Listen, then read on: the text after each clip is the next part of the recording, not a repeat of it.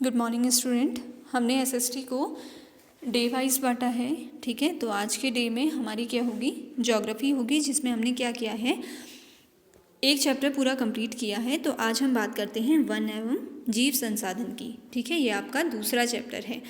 तो देखिए, वन क्या है, एक प्राकृतिक संपदा है, ठीक है, जो हमें प्रकृति के द्वारा मिली होती है। इसमें भी हमने 9th में पढ़ा था कि जो प्राकृतिक संप्रदाय हैं वो क्या होती है, एक उपहार है हमारे लिए, ठीक है। तो उन्हीं दोनों में क्या आ जाते हैं, एक वन और एक वन्य जीव दोनों आ जाते हैं। और ये दोनों ही जितना ज़रूरी पृथ्वी पर मानव है उतना ही ज़रूरी ये दोनों चीज़ें हमारे लिए है, ठीक है। क्यों? क्योंकि ये क्या करती हैं, एक बैलेंस बना के चलती हैं हमारे साथ। केवल हम यही सोचें कि हम केवल मानव ही अगर पृथ्वी पे रहे तो वो अच्छे से रह सकता है, तो हम ऐसा गलत होगा, ठीक है। प्राकृतिक संसाधन है, उनका रहना भी ज़रूरी है, जो हमने बनाए हैं संसाधन उनका रहना भी ज़रूरी है। तो एक बैलेंस बना के चलना भी बहुत ज़्यादा ज़रूरी है, ठीक है। इस चैप्टर में आप इन्हीं के बारे में जानेंगे कि क्या है वन और वन्य जीव संसाधन क्या है, कौन सी ऐसी स्पीशीज़ हैं जो इंडेंजर में हैं, विलुप्त होने वाली हैं, ठीक है। तो इसके बारे में क्या होगा आप इस चैप्टर में पढ़ेंगे, ठीक है।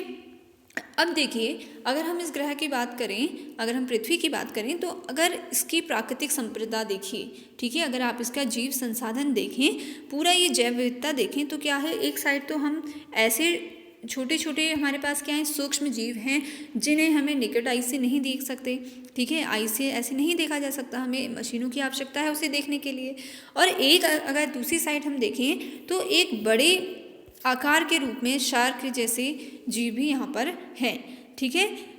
तो पेड़ों में भी ऐसा ही है, ये तो जंतुओं की बात रही। अगर हम वनस्पति में देखें तो कुछ ऐसे पौधे हैं, ठीक है, जिनको हम ऐसे अपनी आंखों से नहीं देख सकते हैं, वो इतने छोटे हैं, ठीक है, उनको भी हमें मशीनों के द्वारा देखा जाता है। और अगर दुनिया के सबसे बड़े फूल की बात करें, रेफ्लेक्शिया की बात करें, तो वो आकार में इतना बड़ा है। तो कहने का मतलब ये है कि पूरे पृथ्वी पर क्या है, छोटी से लेकर बड़ी से बड़ी चीज़ों तक आपस में बैलेंस बनाकर रहती हैं, ठीक है। तो ये जितना भी जीव हैं, सूक्ष्म जीव हैं, बैक्टीरिया हैं, ये सारी चीज़ क्या मिलकर बनाते हैं, एक जैव विविधता बनाते हैं, जो कि एक पारिस्थितिक तंत्र का निर्माण करते हैं, ठीक है। अगर हम भारत के परिप्रेक्ष्य में वनस्पति जात और प्राणी जात को देखा जाए, ठीक है, वनस्पति यानी कि क्या, जिसमें पौधों की बात हो, और प्राणी जात जिसमें जंतुओं की बात हो, ठीक है। अगर हम एक अनुमान लगाएं तो हम कह सकते हैं कि जो भारत है वो जैव विविधता के मामले में काफ़ी समृद्ध देश है, ठीक है। क्योंकि अभी मैंने आपको एग्जांपल दिया कि एक तरफ तो हमारे पास इतने छोटे जीव हैं कि हमें माइक्रोस्कोप की ज़रूरत पड़ी है, मशीनों की ज़रूरत पड़ी है, और एक साइड इतने बड़े हैं कि हम उन्हें आराम से देख सकते हैं, ठीक है। तो कहा जाता है कि पूरे विश्व में अगर देखें तो भारत में 8% जो संख्या है, यानी कि 16 लाख प्रजाति जो हैं वो भारत में पाई जाती हैं, ठीक है। और इसके आगे देखें, ये हम अनुमान लगा सकते हैं कि भारत में 10% वनस्पति जात है और 20% स्तनधारियों को विलुप्त होने का जो है खतरा है, ठीक है। और कुछ ऐसी जातियाँ भी हैं जो कि विलुप्त बिल्कुल हो गई हैं, जैसे आपने डोडो का नाम सुना है, आपने डायनासोर सुने थे। कुछ ऐसे पौधे भी हैं जो क्या हैं, पूरी तरीके से विलुप्त हो गए हैं, ठीक है। तो अब देखेंगे लुप्त होते वन, ठीक है। अब वन कैसे लुप्त हो रहे हैं, ठीक है।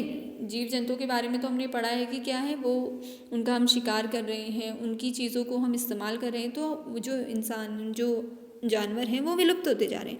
पर वन कैसे विलुप्त हो रहे हैं, ठीक है। वन कैसे विलुप्त हो रहे हैं, पहले तो हम इतनी ज़्यादा कटाई कर दे रहे हैं, ठीक है, कि उनमें होने वाली जितनी भी वनस्पतियाँ हैं वो क्या हो रही हैं, समाप्त हो जा रही हैं। जहाँ पर वनस्पति समाप्त हुई, इसका मतलब वहाँ से वन समाप्त हो गए, ठीक है।